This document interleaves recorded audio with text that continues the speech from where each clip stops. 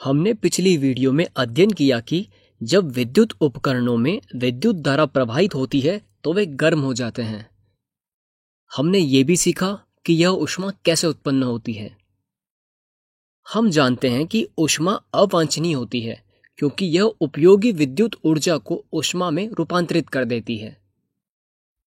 विद्युत परिपथों में अपरिहार्य तापन परिपथ के अवयवों के ताप में वृद्धि कर सकता है, जिससे उनके गुणों में परिवर्तन हो सकता है।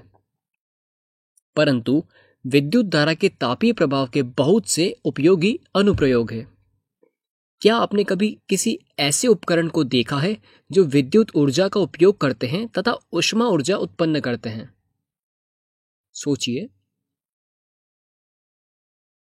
हाँ, कुछ परिचित युक्तियां जैसे विद्युत इस्त्री, विद्युत टोस्टर, विद्युत ओवन, विद्युत केटली और विद्युत हीटर जैसे कई उपकरण हैं जो जूल के तापीय प्रभाव पर आधारित हैं। विद्युत तापन का उपयोग प्रकाश उत्पन्न करने में भी होता है। आइए हम एक दिलचस्प प्रदर्शन करके देखते हैं जो हमारे दैनिक जीवन में उपयोग किए जाने वाले एक तापीय तंतु टंगस्टन के उपयोग को दर्शाता है। एक बैटरी, एक बल्ब तथा संयोजित तारों से एक परिपथ बनाइए। जब किसी धात्विक तार में प्रवाहित विद्युत धारा बल्ब तक पहुंचती है तो बल्ब का फिलामेंट अत्यधिक गर्म हो जाता है और वह प्रकाश का उत्सर्जन करता है, परंतु धात्विक तार अपेक्षाकृत कम गर्म होता है। इसीलिए हमें तांबे के तार से कोई प्रकाश दिखाई नहीं देता है। आइए जाने कि ऐसा क्यों होता है जबकि बल्ब और संयोजित तार दोनों को समान धारा प्रदान किया गया है। बल्ब अक्रिय नाइट्रोजन तथा आर्गन गैसों तथा बहुत पतले तंतुओं से बंद एक कंटेनर है। बल्ब के तंतु टंगस्टन धातु के बने होते हैं जिनका प्रतिरोध अधिक होता है तथा इसका गलनांक उच्च होता है, यानी 3380 डिग्री सेंटीग्रेड। इसे इतने उच्च ताप पर नहीं पिघलना चाहिए। इसके विपरीत तांबे के बने संयोजित धात्विक तारों का प्रतिरोध कम होता है, अतः परिपथ का संपूर्ण प्रतिरोध टंगस्टन तंतु के प्रतिरोध पर निर्भर करता है।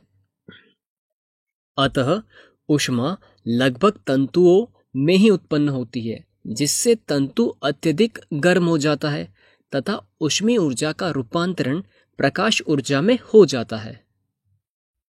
जबकि तांबे के तार का प्रतिरोध कम होने के कारण कम मात्रा में ऊष्मा उत्पन्न होती है।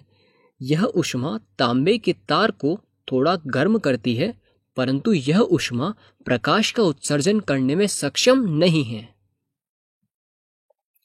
क्या आपने कभी ऐसा वाक्य सुना है कि भाई साहब हमारे तो फ्यूज उड़ गया? जूल तापन का एक और सामान्य उपयोग विद्युत परिपथों में उपयोग होने वाला फ्यूज है।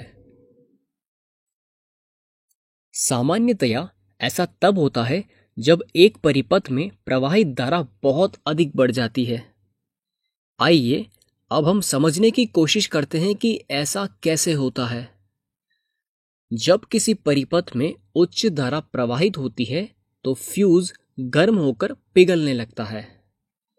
यह परिपथों तथा उपकरणों की सुरक्षा किसी भी उच्च विद्युत धारा को उनसे प्रवाहित न होने देकर करता है। फ्यूज को युक्ति के साथ श्रेणी क्रम में संयोजित करते हैं। फ्यूज किसी ऐसी धातु अथवा मिश्रित धातु के तार का टुकड़ा होता है जिसका उचित गलनांक हो, उदाहरण के लिए एल्यूमिनियम, कॉपर, आयरन, लेड इत्यादि। यदि परिपथ में किसी निश्चित मान से अधिक मान की विद्युत धारा प्रवाहित होती है तो फ्यूज तार के ताप में वृद्धि होती है। इससे फ्यूज तार पिघल जाता है और परिपथ टूट जाता है। फ्यूज तार को प्राय धातु के सिरे वाले पोर्सेलेन अथवा इसी प्रकार के विद्युत रोधी पदार्थ के कार्टिज में रखा जाता है। घरेलू परिपथों में उपयोग होने वाली फ्यूज की अनुमत विद्युत धारा 1 ampere, 2 ampere 3 ampere, 5 ampere, 10 ampere आदि होती है। किसी विद्युत परिपथ में फ्यूज को इस प्रतीक द्वारा दर्शाया जाता है।